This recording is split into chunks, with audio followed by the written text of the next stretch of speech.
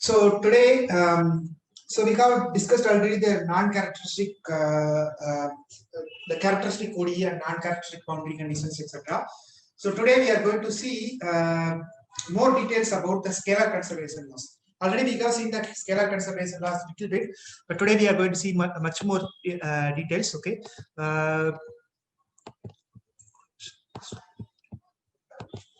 Okay.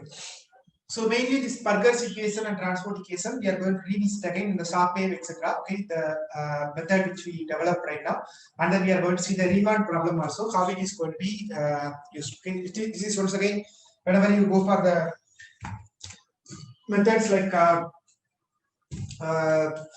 solving this nonlinear PDE. Okay, again it is going to come to the picture. Okay, you are going to deal with this Riemann problem, Sharpe, etc. Okay, so that's what we are discussing.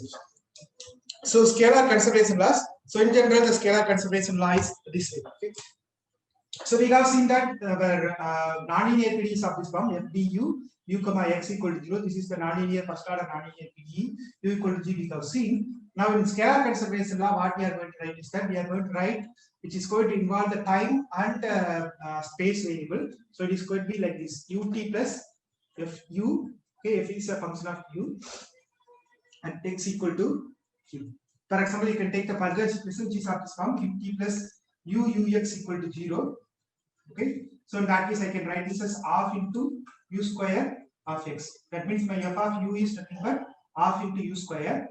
Okay, then you can take that. If you take the derivative of f of u with respect to x, then you can see that 2u half into 2u into ux is going to come. So 2 gets cancelled, you are going to get the Burger's equation. Okay, so this is the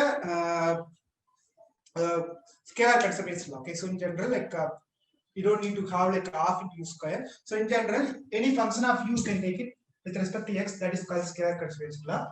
So we are going to define it in r cross.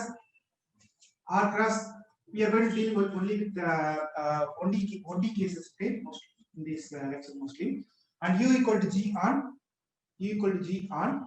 the gamma, which is nothing but r cross t equal to g.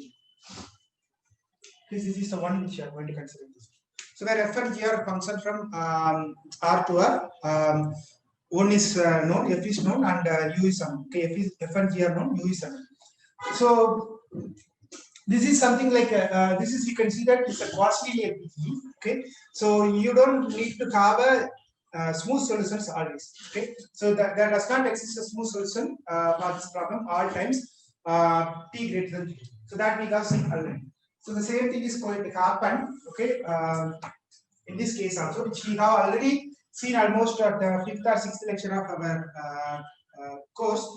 There also we have seen a similar kind of things. Okay, the Sharpe, characteristic, method of characteristic, etc. we have seen. So in general, we don't the smooth solution does not exist because you may have some intersection and it may meet at some place or it may diverge at some place.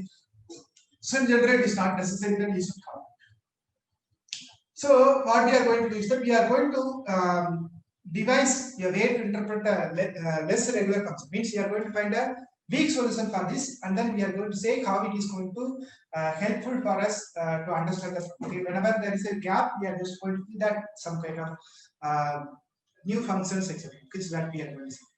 So the idea is what we are going to do is that we are again this is called a weak solution we are going to do. So in weak solution, what we used to do is that we in the case of regular solution, we try to find whether a continuous function and a first time differentiable or second time differentiable function is going to exist or not. Okay, so that's what we used to do. Whereas in the case of this one, what we are going to do is that we are not going to solve this one. We are going to multiply this with the test function. Okay, we are going to multiply this with the test function, and then we are going to say that is the test function means is going to be a smooth function. Okay, and then we integrate by parts by transforming the derivative. For example, I just multiply this one ut. I am multiplying by b and f of ux also. This also I multiply with b. Okay, and then integrate. If this is going to have a solution, okay, in this case, this b is smooth function.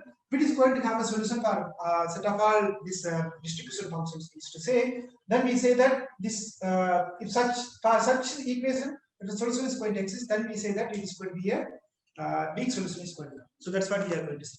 Okay. So what we have, for example, I'm not going to solve this problem as it is. Okay.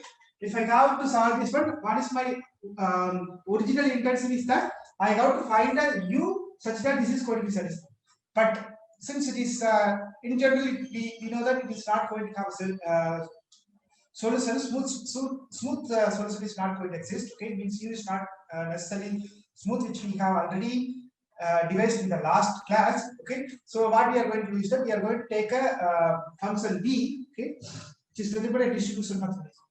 Okay, so v is a mapping from r cross 0, infinity, r cross 0, infinity. Okay,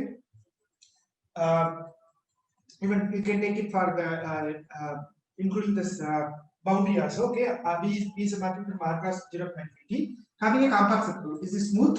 Okay, this is smooth and having compact circle. So if it is having a compact support, what you can do is that you are just multiplying this one. So therefore, this is going to become like 0 integral ut plus fu of x into v dx. Okay, into dt. Okay, so I have 2 minus infinity to infinity. This is the space variable, and 0 to infinity. This is the time variable. So dx dt. So in this case, what I'm going to have, I just throw the derivative on other one. Okay, then I will get that. So I'm going to use the integration by parts. So if you use the integration by parts, since v is having a compact support, means outside that integral you are going to have almost like 0 is going to have. So only what you are going to have is that you are going to have inside that support you are going to have that. So in general, what you are going to have is that you are going to have minus. I'm going to throw the derivative, so it is going to become a uvt. Okay, minus same integral. Okay, 0 to infinity and minus infinity. Okay, plus this is VDU formula. Okay, and then plus I have minus infinity to infinity. That the second one is going to become like uv dx at t equal to 0. Means I got to apply on the boundary, and the boundary I'm just applying. Okay, dx uv dx equal to 0. Since it is having a compact support, at the other end, I don't know, like that may be vanishes. Okay, at infinity it may be vanishes because it is having a compact support. If it is including the infinity, it may vanish. Okay. So minus, again I have to use the same thing here. Okay, so if I use that, then what I'm going to have, I'm going to have f of u into this one. Once again, this is going to become like f of u, and this is going to throw the derivative from here to that. So minus infinity to 0 to infinity, minus infinity to infinity is going to come. F of u into dx dt is going to come. Okay. So here also dx dt is there. So I can just combine these two together. So that is going to become like I'm going to have this is going to become like these two I can combine, and this I can apply at t equal to 0. I'm going to apply. If I apply t equal to 0, this is going to become like at t equal to 0, this is going to be u g. Therefore, this is going to become like g. Okay, gv dx dx is going to come. These two are and then combined. Okay, so that is going to become like the weak solution. So if this is going to satisfy, okay, because here I don't have see, the advantage of here is that what I require for u here is that I require u to be at least one time differentiable. Okay, at least one time differentiable should be required with respect to t, with respect to x we require. But here what happens? Okay, I don't require u to be differentiable at all here. Okay, so once I just formulated, I assume that this is going to be there, and then we are just formulating it.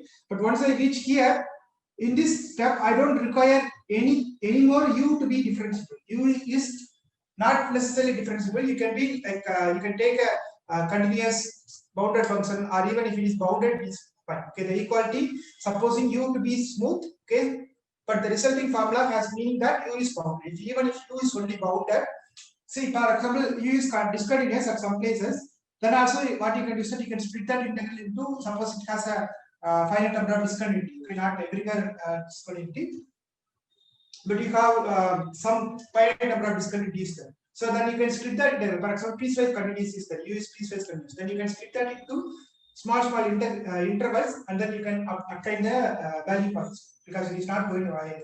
V is already smooth. That means it is already infinitely differentiable, so you don't need to worry about this one. So this is already infinitely differentiable. Therefore, this is continuous.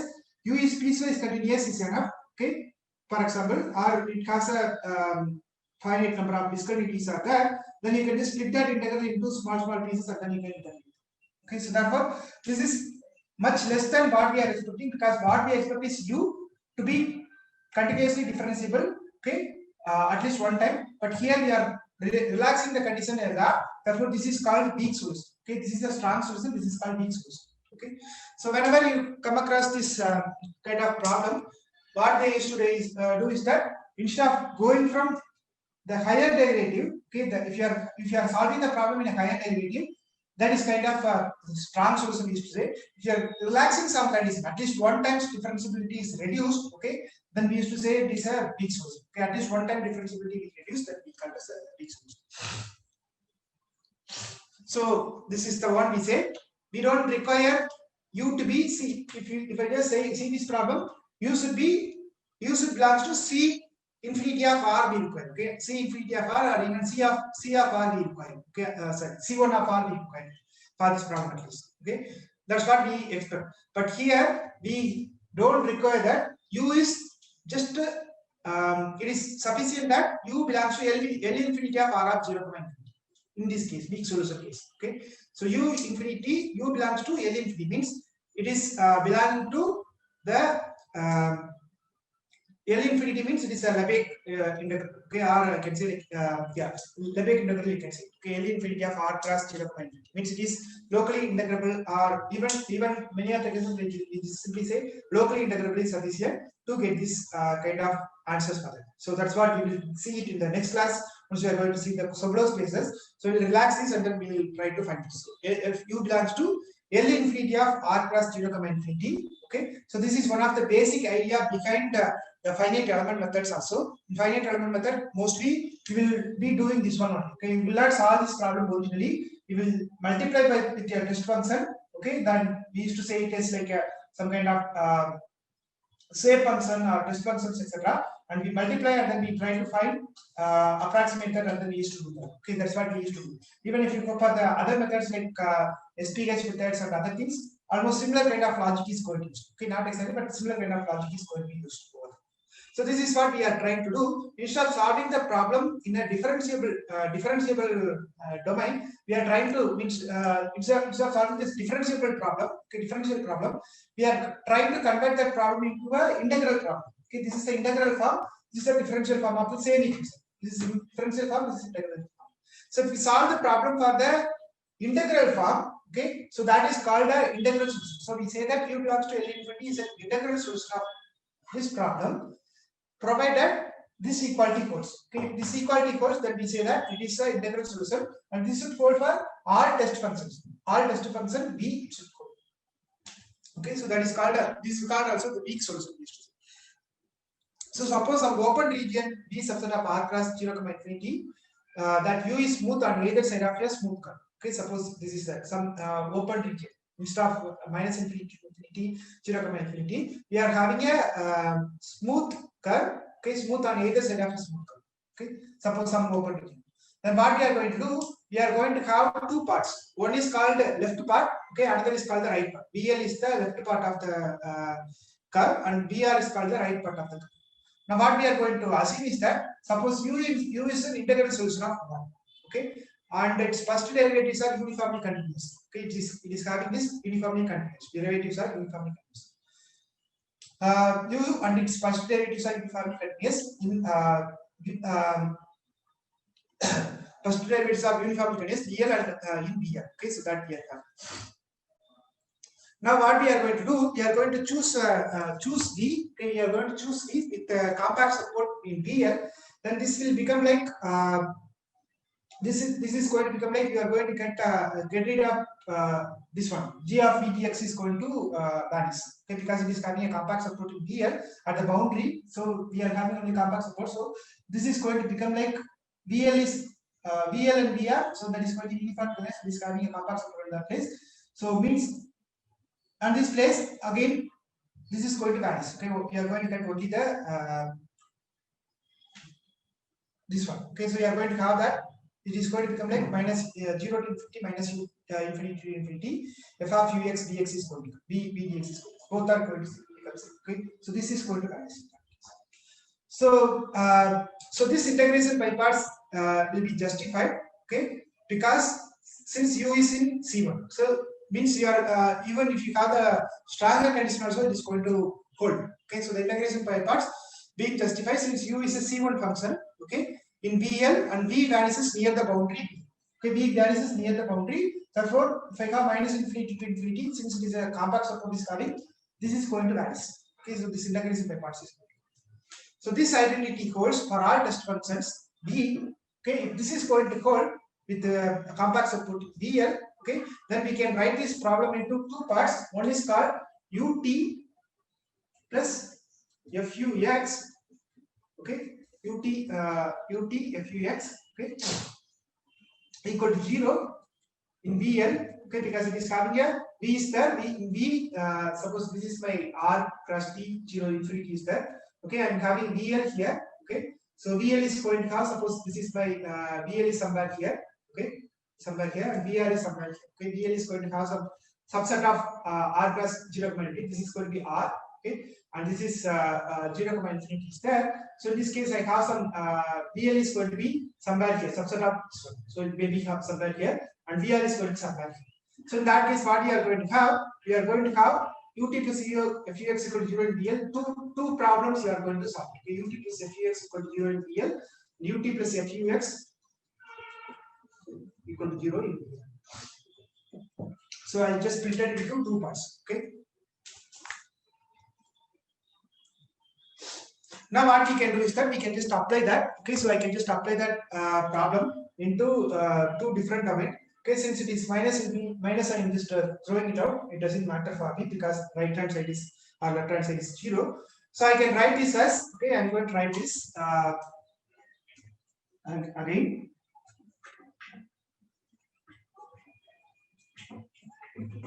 So what I'm going to write is that I'm going to write 0 to infinity. Okay, 0 to infinity, minus infinity to infinity, uvt, okay, uvt plus fu into dx dt, okay, equal to 0. Okay, this is what we have, because the boundary term is going to become 0 because of that p is having a compact. Okay, so that is going to be times. So this one I can split it into two things. Okay, one is called VL. So one is going to be VL. Okay, same thing. Plus another thing is called PR. Okay, same thing. That is going to come out. So now what we are going to do? We are going to apply that on the left side. I am going to apply that. Okay, if I apply that on the left side, what I am going to have is that I am going to have again I use the same logic. Okay, so that is going to be thrown out on the other side. Okay, so there's a mistake there. So UV is that. Okay, sorry, there is a mistake there. So that should be ut. Okay, integral ut plus fux. Okay, into v dx dt plus I have again on the curve I have. Okay, I have the curve. So where that is going to vanish. Okay, but which does not depend necessarily vanishing along the curve C. So at C, what I'm going to do is that I'm going to have a curve. In that curve, so for example, I have a curve here. Okay, I have a curve somewhere here. So in that curve, what I'm going to have is that I'm going to have C U. Okay, U1. Okay, I'm going to have UL means I'm going to have UL. In the left side, I have some function is going to come, which is going to be the solution for the left side. Okay, at nu2. Okay, nu2 is nothing but the normal to the curve. Normal to the curve. Okay, nu is going to be v1 comma nu2. So this is going to be the one of the component for normal to the curve. So this is having a curve. So there will be some, since it is going to have, suppose this is having I have a curve C, which is going to have some suppose this is my VL and this is my VR. So I'm going to have what is the normal for this. Okay, normal for this curve. So nu1 and nu2 is going to come for this curve. So I'm going to split that into nu1 component and nu2 component. Okay, so UL into nu2 is going to come. Okay, and then plus f of u means this is nothing but I'm just splitting that into two components. Okay, I'm just using the once again I'm using the integration by parts. Okay, if you use the integration by part, one is going to be thrown out over that, and you are going to. Okay, so UL into u2 plus f of u into nu1 is going to. Okay. into VDT, V into DL I am keeping because this is the one dimension less, so it is going to become like DL I am going to do, which means like length I am using. So this is going to vanish once again because outside that once it is applying on the boundary, okay, at the boundary we are going to apply that. So in this case, once again we are going to get only because okay, so this is going to become here. This I already know. Okay, this is the problem I have seen. So this is going to be 0. Ut plus fux is 0. Therefore, this is going to vanish. So this is going to end up with C ul v nu 2. Okay, ul nu 2 plus f of u. Okay, f of u l. Okay, ul is there. F of u l u1. Okay, into vdl is going to come. Okay, so this is going to vanish because of our condition. So here U1, U2 is a unit normal to the curve C pointing from VL into VR. Please, that's the condition. Now what we are going to have? Now we are going to see. We have seen that VR. Okay, the VL part is this one. C UL U2 UL U1 is going to come. Similarly, you can apply for. So this is for the VL part. Okay, VL of same thing. UVT plus F of U. F of u Vx Vx dt. Okay, for this one, this is the same thing. I can use the Vr. So wherever I have L, I can replace that with R. Okay, that's the answer. So now if I just sum this together, okay. So if I sum this together, what I'm going to have? Okay, I'm going to I'm subtracting these two together. Then what I'm going to have? Okay. So in this case, let's see. One sec. It is going to be Vr. I will write it. Vr is going to be like 2 Vt plus f of u into dx dx dt. This is going to become like, this is on the right hand side. Okay, therefore this is going to be opposite of that. Okay, this is going to be because the nu1 nu2 is in the it is pointing towards from VL to VR. Okay, this is pointing from VL to VL into VR. Therefore, if I apply for the VR, that is going to be in the opposite direction. Therefore, this is going to become like minus integral C ur u2 plus f of ur u1 into VDL is going to come. So if I add these two together, because that's the one we are trying to solve, so VL plus VR, that is going to become like UL minus UR into second component of nu, okay, plus F of UL minus F of UR U1 into V is going to come. Okay, into VDL is going to come. So this is true for all test function. Okay, so if I subtract this, this is true for all test functions. So in that case, what I can do is that I can write this equation as, I'm going to rewrite that. Okay, so the condition I'm slowly coming it up. Okay, so that is going to become like the RH condition, etc. is going to come now. So UL minus UR U2. Okay, this is going to be true for all test function. Therefore, the integral is going to become 0. This is the one which you use it always in the Sobolev spaces, etc. Okay, can you see that? Into nu1 equal to 0. This is going to be okay. Along the curve C.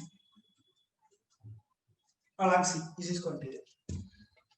So then what we are having, we have that.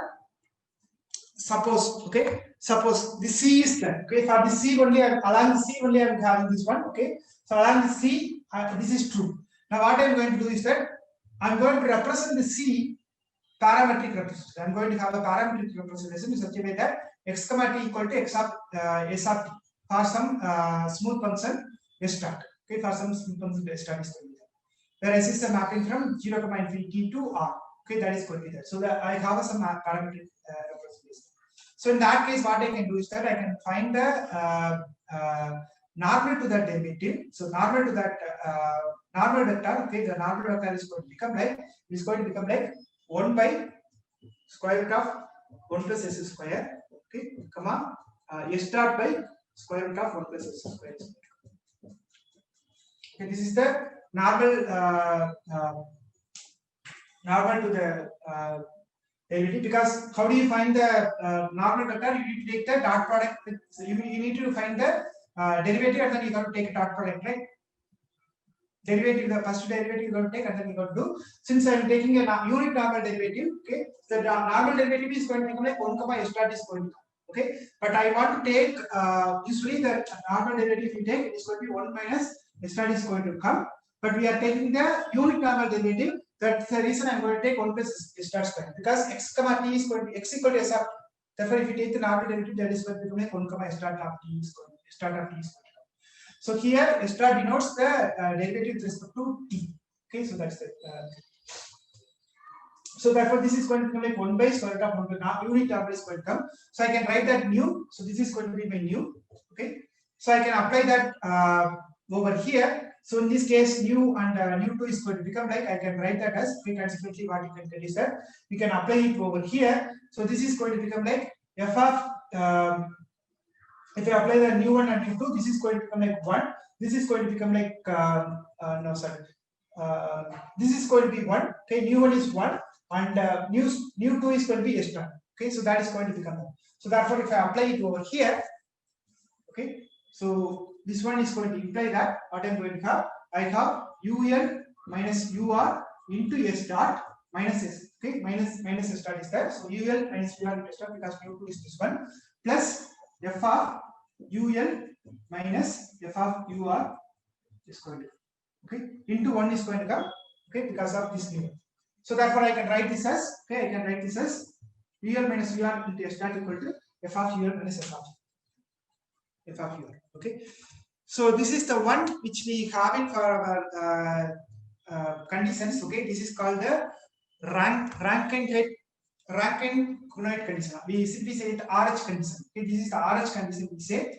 So this is one of the important aspects in the nonlinear PDE, first order nonlinear PDE, where they will find it what is the value is going to come. Okay, so here we denote this one.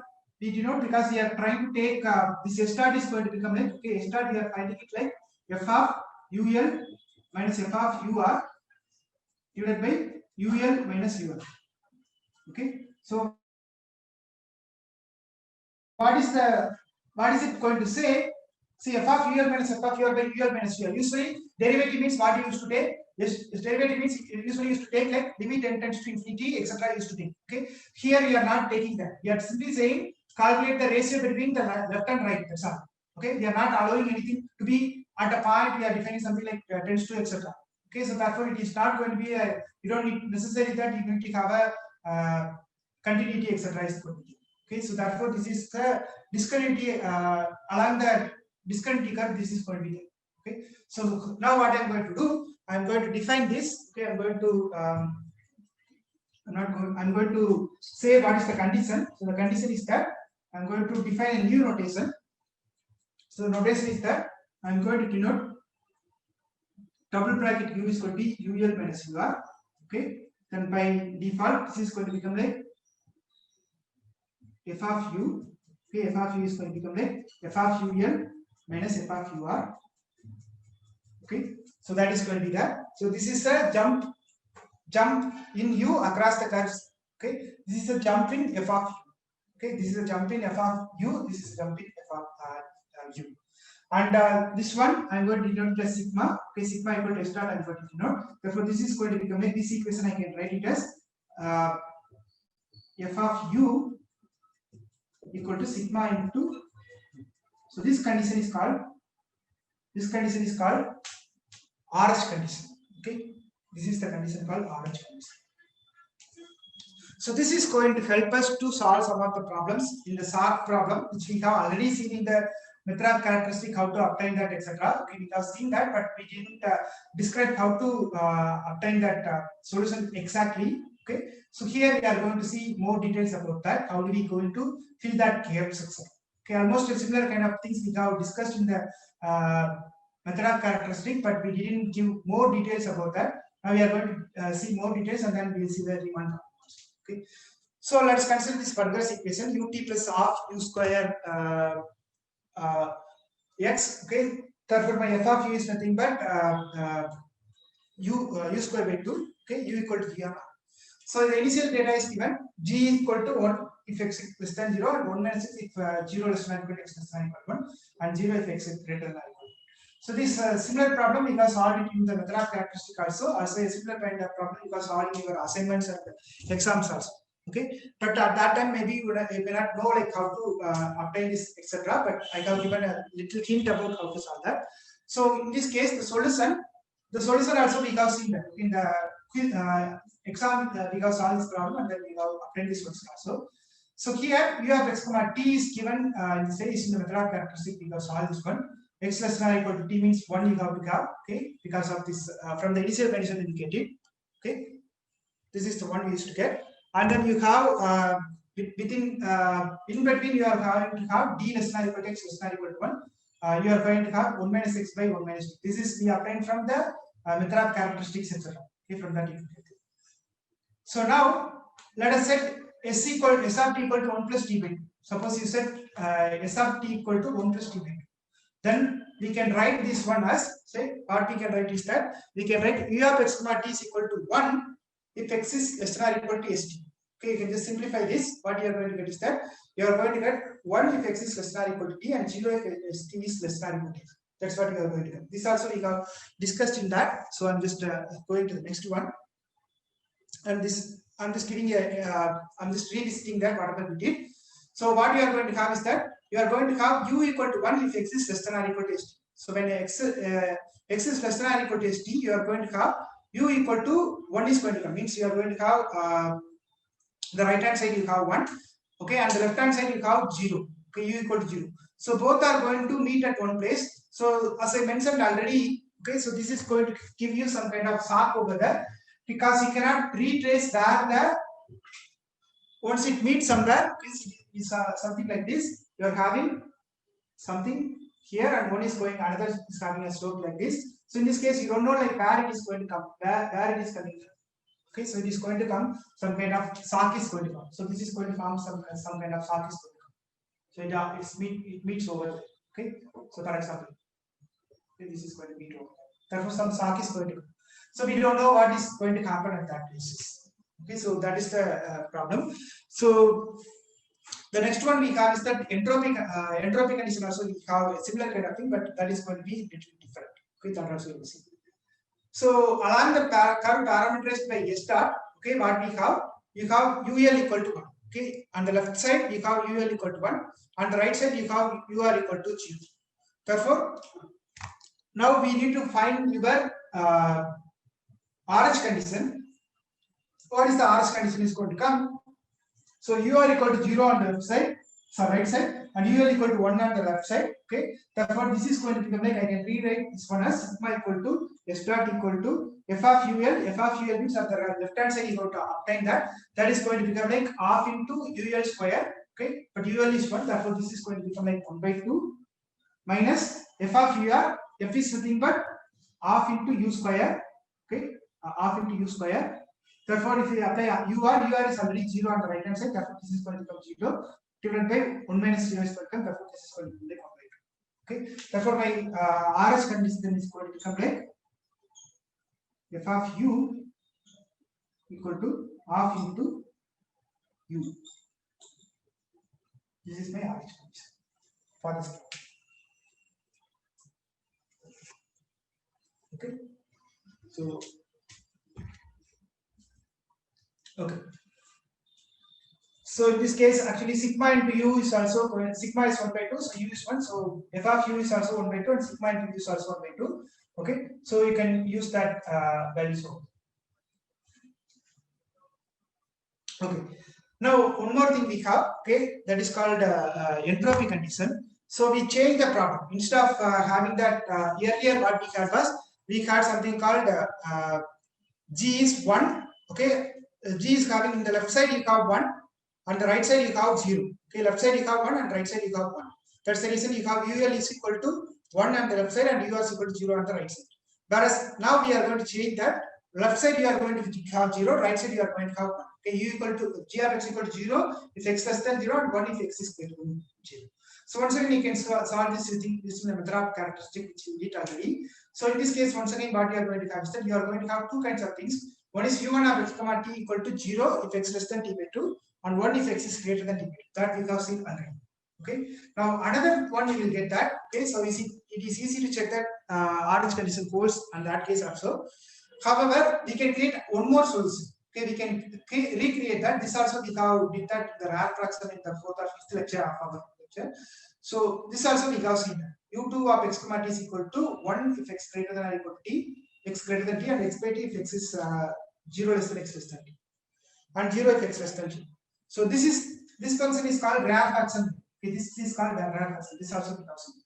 Now the question is, we got two kinds of solution. Okay, one is u1 is that is going to have 1 0 if x less than t by 2 and 1 if x is greater than t by 2. Another solution also we have, which is called u2 of x comma t is there.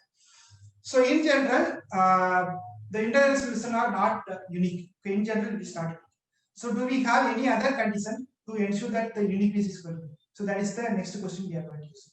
This is one of the powerful technique to ensure the uniqueness. So that's what we are going to discuss. So in this case, you can see that the non-physicals are, okay, known case. The first case, if you see the first case, first solution, it is going to be non-physicals are, means it is going to have from that line, okay, that line it is going to become like, it is going to have, it is going to have diverse effect is going to be there. One is going to diverse from u equal to 1, it doesn't know that arrow mark, the thick arrow mark in the center, it doesn't know where it has to go, whether it has to go to u equal to 0 or u equal to 1.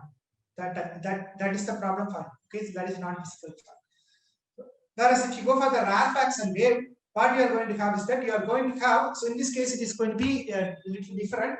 Here what we have is that at this place it is coming from two places. One is coming from here, another is coming from this location. Whereas in the Raphacson it is completely different. Some places it is unfilled. Okay, so it is going to come like some is going to come like this. Okay, some of them is going to come like this. So in this case, you don't know what is going to happen in this case. Okay, that place you are going to have some kind of problem is going to come.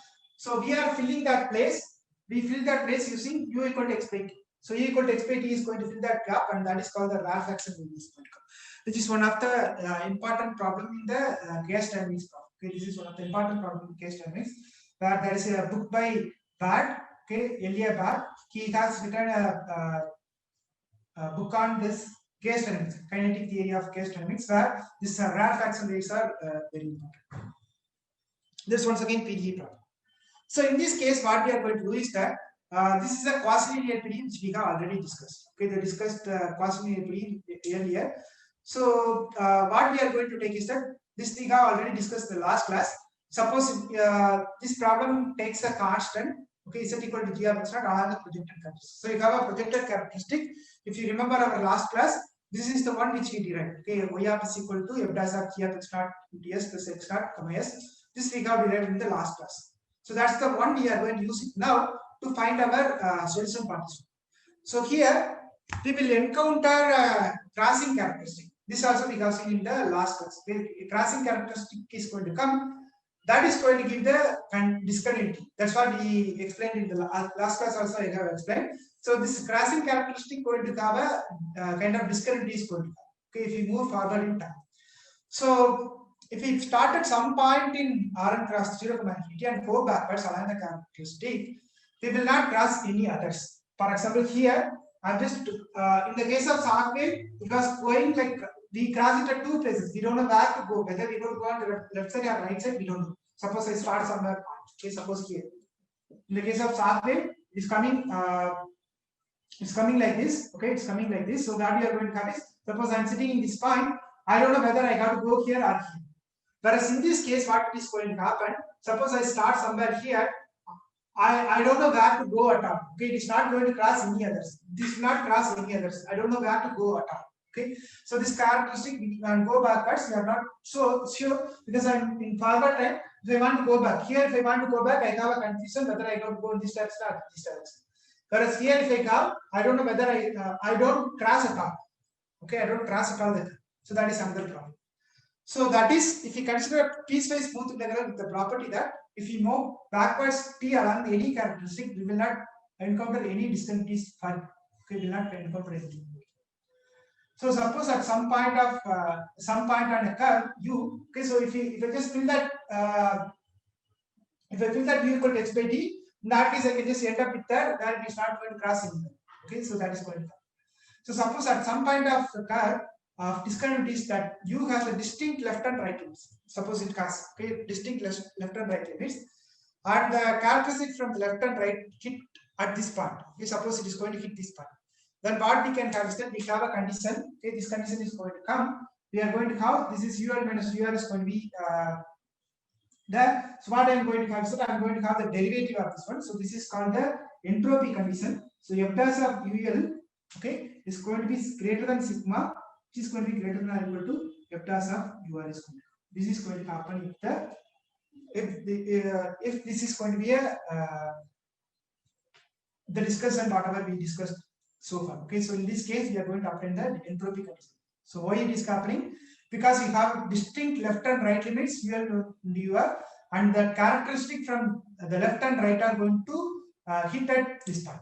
Okay, therefore what you are going to have? You are going to have f dash of UL is going to be greater than sigma, means this derivative is that is going to have f dash, if I take, that is going to become like greater than sigma, and f dash of UR is going to be less than sigma. That is going to happen. Means one is having, what is it meaning? One is having the positive slope, another is going to a negative slope. Okay, so in thermodynamic principle, the physical entropy cannot decrease as time goes forward. Okay, this is the physical interpretation of that. A curve of discontinuity, that is called SARC, provided this RS continuity entropy inequalities. Okay, if it is holding that. Now suppose f is uniformly convex. Okay, suppose f is uniformly convex, what you have is that f double dash is going to be greater than 0. Okay, f double dash is going to be greater than or equal to 0. That means f double dash is greater than 0 means f dash is strictly increasing. Okay, this is simple analytical result or calculus results you may know. F double dash is greater than 0 means f dash is strictly increasing. So in that case, what I am going to have, the entropy condition is equivalent to, okay, this entropy condition is equivalent to UL is greater than UR. This condition is going to be equivalent to UL is greater than, okay, along any SARC curve. So that is the entropy condition for this.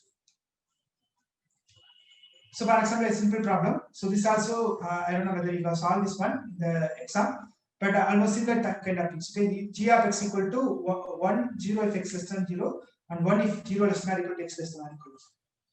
So now we are going to have 0 less than or equal to t less than or equal to 2. We are we may combine analysis. Okay, whatever we did discuss in the last one. Okay, this we are going to combine the analysis, and then we are going to obtain this result. Combine these two. Okay, one is having here, one is having 0 x less than t by 2, 1 x greater than t by 2, and here next one you have 1 if x is greater than t and x by t. So we are going to combine these two together. Okay, and then we are going to obtain this v of x comma t is going to be, and this combining because one is having t by 2, another is having the other one. So I'm having my intervals 0 less than or equal to t less than or equal to 2. Therefore, this is going to be my research. Okay, you can combine them. So in this case, we are going to have both the things. See here, in one thing you have a non-physical SARC here. Okay, here you have a rarefaction radius. So here SARC is going to come, non-physical SARC is going to come. Here rarefaction radius is going to come. Now in this case, I am combining both of the things together. What you are going to have is that at one portion you are having a rarefaction is there. For example, u equal to 0, u equal to 1. In that one, in between you have the non-physical SARC is there. Whereas in the other side, u equal to 1 and u equal to 0 is there. So in that place, you are going to have SARC. Means you are going to have both of things together over here. So this is the entropy condition is going to be useful. Okay. So some more results on that. So in the entropy condition, suppose we expect that SARC wave parameterized by some parametric curve. Okay, as we did in the last one. To continue with the u equal to x by t. Then on the left side, what we have is left of f, u equal to 0 to the right. Okay, u equal to 0 to the right. So means this is going to be compatible with the entropy condition. So let us see what the RH condition, this RH condition, how it is going to behave. So if it is going to be x equal to s of t, therefore I can write the RH condition. Okay, I can write that as this condition is going to become like s of t by 2, s of t by t. Okay, because my sigma is going to be like x by t, therefore I can write it as s of t by t. Similarly, f of u is going to become like whatever I have here. So that I have to use that half u square. Okay, u is going to become like x by t. So I'm substituting over there. So that is going to become like half into s of t square by 2. And sigma is already s dot of t. So you substitute it over there. Okay, if you substitute that, what you are going to get is that in this case you are going to get f of UL minus f of UL is going to be there. So sigma into u, it is going to become like, you cancel s of t. Okay, f of u equal to u is going to be there. S dot of t is going to become like 1 is going to come. Okay, so in this case we cancel this is going to become like, sorry, this is going to become like half into st square by 2, st by t by square 2 equal to s of t by t is going to come. Okay, so you cancel 1, so you are going to get half into s of t. S of t is going to become like half into s of t is going to come, because you have s dot is going to become like 1 by t is going to come, so etc. So further you can see that it is given that s of 2 equal to 2. Therefore, what you are going to get is that your s of t is going to become, so if you substitute it in that problem and then simplify that, what you are going to get is that you are going to get s of t equal to square root of 2t is going to come. Okay. So because you have s dot of t, so use that and then simplify that. What you are going to get is that you are going to get solve that problem. Okay, s dot is there and this problem is there. Solve that problem. Once you solve the problem, you are going to get s of t equal to square root of. So I just leave it as an exercise. You can just solve. It's a simple ODE problem. Okay.